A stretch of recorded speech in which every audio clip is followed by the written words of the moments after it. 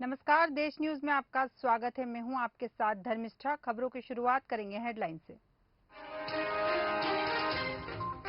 नूंह हिंसा के आरोपी कांग्रेस एमएलए को जेल, 20 मिनट बहस के बाद कोर्ट का आदेश। बयान पर साइन न करने पर नई एफआईआर।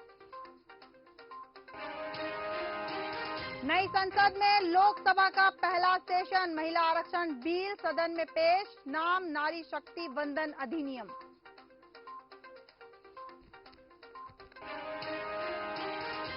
जनता भ्रष्टाचारी सरकार को सत्ता से बाहर कर देगी, कलेक्टर बैतूल के हैंडल से हुई ट्वीट ने मचाया हड़कंप।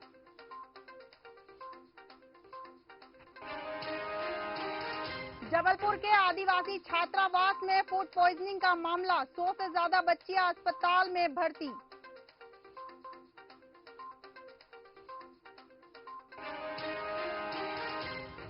मध्य प्रदेश में आज जन आक्रोश यात्राओं का आगाज करेगी कांग्रेस। भाजपा के खिलाफ एंटी इनकम्बेंसी को बूस्ट करने की कोशिश।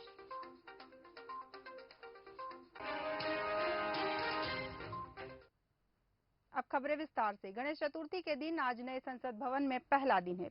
प्रधानमंत्री नरेंद्र मोदी समेत सभी सांसद पुरानी भवन से पैदल पहुंचे। सदन के लोकसभा स्पीकर ओम बिरला ने कार्यवाही शुरू की। मोदी ने नए भवन में अपने पहले संबोधन में कहा, आज महिला आरक्षण बिल लाएगी हमारी सरकार। इसका नाम होगा नारी शक्ति वंदन अधिनियम। उन्होंने कहा कि अभी चुनाव तो दूर है और जितना समय हमारे पास बचा है, मैं मानता हूं कि यहाँ जो जैसा व्यवहार करेगा यह निर्धारित करेगा कि कौन यहाँ बैठेगा और कौन वहां बैठेगा। जो वहां बैठे रहना चाहते हैं उसका व्यवहार क्या होगा, इसका फर्क आने वाले समय में देश देखेगा।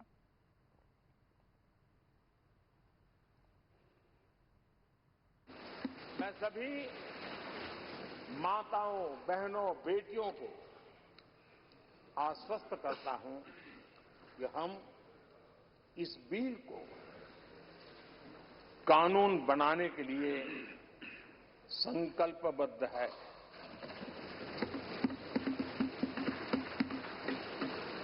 मैं इस सदन में सभी साथियों से आग्रहपूर्वक निवेदन करता हूं, आग्रह भी करता हूं,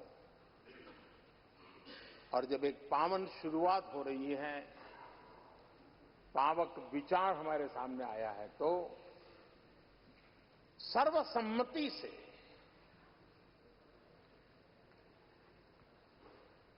जब ये बिल कानून बनेगा तो उसकी ताकत अनेक गुना बढ़ जाएगी।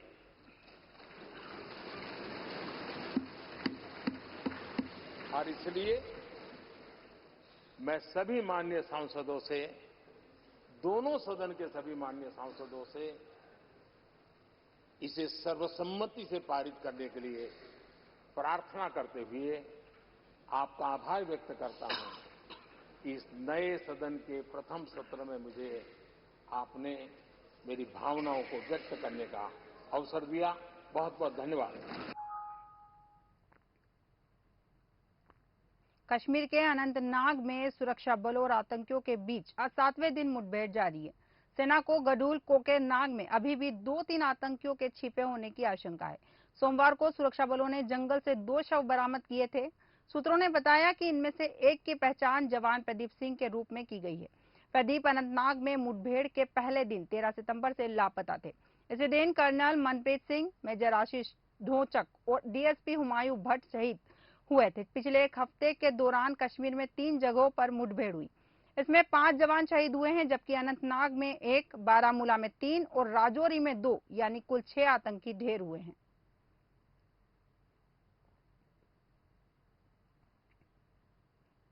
आंध्र प्रदेश के पूर्व सीएम चंद्रबाबू नायडू की मुश्किलें कम नहीं हो रही है। मंगलवार 19 सितंबर को आंध्र प्रदेश हाई कोर्ट ने 21 सितंबर तक नायडू की जमानत याचिका पर सुनवाई स्थगित कर दी है।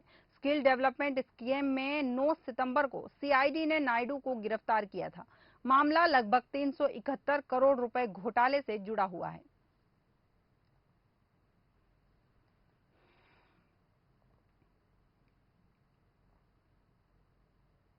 खबर लखनऊ से है, जहां मुख्यमंत्री योगी आदित्यनाथ ने कहा कि आंगनवाड़ी कार्यकर्ताओं की भूमिका मां यशोदा की तरह है, क्योंकि उन्हें मां यशोदा की तरह बच्चों का पालन पोषण करना होता है। मुख्यमंत्री योगी आदित्यनाथ ने मंगलवार को लखनऊ में राष्ट्रीय पोषण माह के अंतर्गत 1359 आंगनवाड़ी केंद्रों और 171 बाल विकास परियोजना कार्यालयों के लोकार्पण व शिलान्यास और आंगनवाड़ी कार्यकर्ती व सहायिकाओं को यूनिफॉर्म हेतु धनराशि दी है। क्या कार्यक्रम में बोल रहे हैं। इस मौके पर उन्होंने कुपोषित से सुपोषित श्रेणी में आने वाले बच्चों के अभिभावकों को सम्मानित किया और डीबीटी के माध्यम से आंगनवाड़ी कार्यकर्ताओं के खाते में 29 करोड़ की राशि हस्तांतरित की।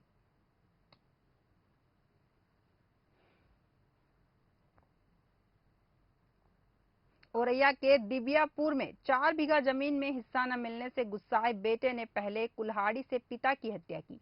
जब पास में लेटी सौतेली मां चिल्लाई तो उसे भी मार डाला। पत्नी के साथ मिलकर माता पिता की हत्या की योजना दिन में ही बना दी थी। 14 सितंबर की रात पुरानी दिबियापुर में बुजुर्ग दंपत्ति की हत्या करने वाले आरोपी पुत्र रमाकांत ने पुलिस गिरफ्त में आने के बाद हत्या का जुर्म कबूल कर लिया है। पुलिस अधीक्षक चारू निगम ने बताया कि गिरफ्तार किए गए रमाकांत ने स्वीकार किया कि उसने अकेले ही अपने माता पिता की कुल्हाड़ी से हत्या की है।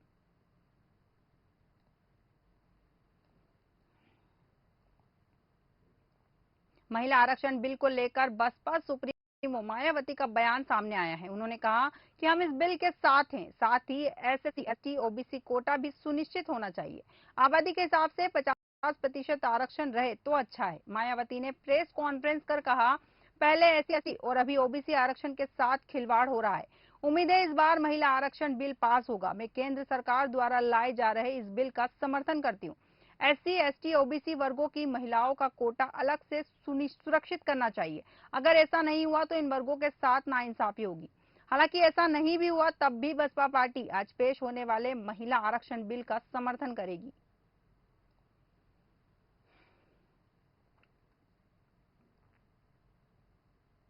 हरियाणा में हुई नूंह हिंसा के मामले में गिरफ्तार हुए फिरोजपुर झिरका में कांग्रेस विधायक मामन खान को सीजेएम जोगेंद्र सिंह की कोर्ट में पेश किया गया।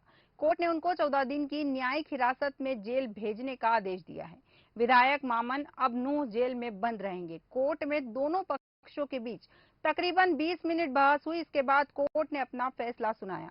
नूंह हिंसा में दर्ज केसों की जांच कर रही पुलिस की स्पेशल इन्वेस्टिगेशन टीम एसआईटी का आरोप है कि कांग्रेस विधायक सहयोग नहीं कर रहे हैं। एसआईटी के अधिकारियों का कहना है कि मामन खान ने अपने दर्ज बयान पर हस्ताक्षर करने से इनकार कर दिया। इससे जांच पूरी होने में दिक्कतें आ रही हैं।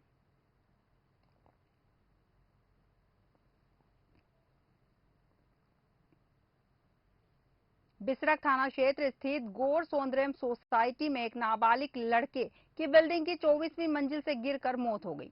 प्रणव गाजियाबाद के जयपुरिया स्कूल में 12वीं कक्षा में पढ़ाई कर रहा था। सोसाइटी के सुपरवाइजर मामले की सूचना पुलिस को दी। मौके पर पुलिस पहुंची।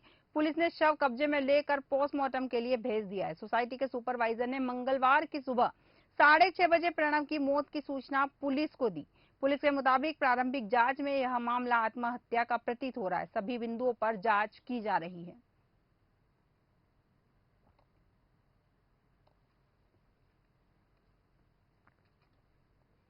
मंगलवार से 10 दिवसीय गणपति महोत्सव यानी गणेश चतुर्थी का त्योहार शुरू हो गया है और हर परिवार में विघ्नहर्ता गणेश विराजेंगे। हर वर्ष की भांति इस वर्ष भी प्रदेश के मुख्यमंत्री शिवराज सिंह चौहान माता मंदिर स्थित प्लेटिनियम प्लाजा पहुंचे, जहां उन्होंने गणेश प्रतिमा खरीदी, जिसकी स्थापना मुख्यमंत्री निवास में होगी।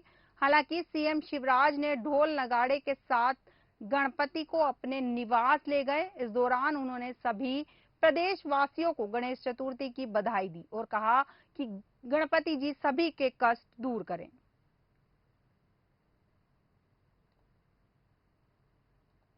गणेश चतुर्थी पर सभी प्रदेशवासियों को बहुत बहुत शुभकामनाएं। आज से गणेश जी विराजेंगे और उनकी कृपा सब पर बरसेगी। विघ्न विनाशक, संकट हरता, विघ्न हरता, सबके जीवन में विघ्न हरे, सुख और शांति की वर्षा करें। सब सुखी हो, सब निरोग हो, सबका मंगल हो और सबका कल्याण हो, यही उनके चरणों में प्रार्थना है। हमारा प्रदेश, हमारा देश प्रगति और विकास के पथ पर लगातार आगे बढ़ता रहे और जनता सुखी हो, यही उनके चरणों में प्रार्थना करता हूं। सभी प्रदेशवासियों को गणेश चतुर्थी पर बहुत बहुत शुभकामनाएं और गणेश जी चरणों में प्रणाम करते हुए बस यही प्रार्थना करता हूं कि वो सब पर कृपा की वर्षा करें। इस विषय पर और अधिक जानकारी के लिए हमारे साथ हमारे संवाददाता भोपाल से विनोद तिवारी जी जुड़ चुके हैं। विनोद जी नमस्कार, देश न्यूज में आपका स्वागत है। जी धर्मिष्ठा जी बोले। जी विनोद जी, जैसा कि इस वक्त गणेश चतुर्थी की पूरे भोपाल में धूम मची हुई है, ऐसे में एक सवाल यह भी उठता है कि प्रशासन हर बार गाइडलाइन जारी करता है कि पीओपी की मूर्तियां नहीं बनेगी, लेकिन फिर भी मूर्तियां बनती है। नहीं देखिए धर्मिष्ठा जी, ये बड़ा एक विचारणीय प्रश्न है। जिस तरह से हर बार ये होता है, मालूम है कि गणेश जी और दुर्गा जी के समय में प्रतिमाओं का स्थापना की जाती है और हर बार जो इनके बनाने वाले कारीगर होते हैं वो बंगाल से और अदर स्टेट से आके भोपाल में मूर्तियों का निर्माण करते हैं। लेकिन जब 2 महीने पहले से निर्माण होता है, जब भी प्रशासन कोई गाइडलाइन नहीं निकालता कि आप लोग मूर्ति जो बना रहे हैं उसकी हाइट जो है 6 फीट रखेंगे या 4 फीट रखेंगे, लेकिन जब आधे से ज्यादा मूर्तियां बन जाती हैं उसके बाद प्रशासन कुंकरे की नींद से जागता है और जाके उनको समझाई देता है कि भाई आप लोग को मूर्ति 6 फीट के या उससे नीचे बनानी है। अब सवाल उठता है, जब ढांचा तैयार हो गया है, 2 महीने से काम चल रहा है, सरकार उस समय जाके पहले इंस्ट्रक्शन जारी कर दे कि आपको एक लिमिट की मूर्ति बनाना है तो उतने में बनाए। उसका कारण क्या होता है, बड़ी बड़ी मूर्तियों का निर्माण हो जाता है और फिर उनको जो है जुलूस के रूप में निकालने में, विसर्जन में तमाम तरह की दिक्कतें आती हैं। प्रशासन अगर पहले से अगर इस पे ध्यान दे तो बड़ी मूर्तियों पर रोक लग जाएगी और छोटी मूर्तियों का बनना शुरू हो जाएगा धर्मिष्ठा जी। बिल्कुल, जैसे अगर ऐसे में कार्रवाई होती है तो जो मूर्तिकार है, जो गरीब तबके के लोग हैं, मूर्तियां बनाकर अपना जीवन यापन करते हैं, उनके ऊपर तो रोजगार का संकट उत्पन्न हो जाएगा।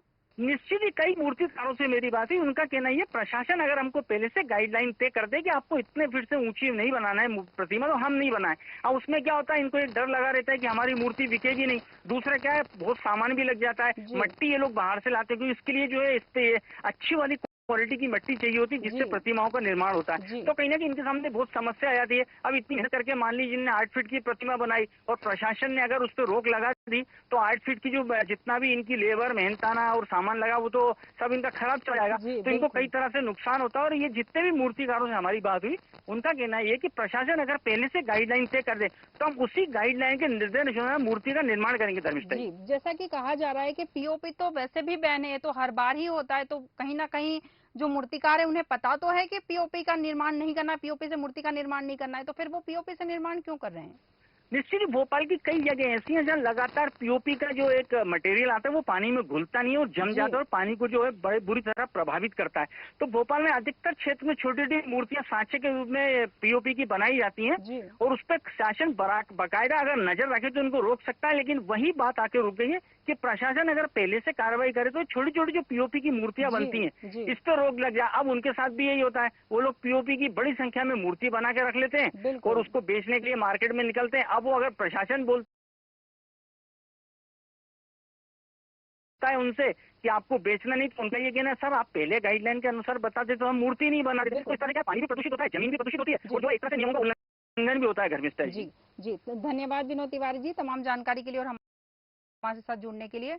जैसा कि तिवारी जी ने बनाया कि प्रशासन को पहले ही इस चीज के लिए लोगों को अवगत कर देना चाहिए ताकि लोग इस तरह की मूर्तियां ना बना पाए। अब बढ़ते हैं अगली खबर की ओर। 26वीं Reliance trophy interpress table tennis की 2 दिवसीय प्रतियोगिता का आयोजन भोपाल के टीटी नगर स्टेडियम में संपन्न हुआ। 18 सितंबर को समाप्त हुई इस प्रतियोगिता में कई खिलाड़ियों ने भाग लिया और अपने अपने खेल का प्रदर्शन किया। टेबल टेनिस के खेल में प्रशांत यादव ने भी हिस्सा लिया और सामने वाले प्रतिद्वंदी को कड़ी टक्कर देते हुए अच्छे खेल का प्रदर्शन किया। टेबल टेनिस में उपविजेता रहे प्रशांत यादव का कहना है कि टेबल टेनिस में काफी सोच समझ कर खेला जाता है, लेकिन यह खेल काफी रोमांचक है।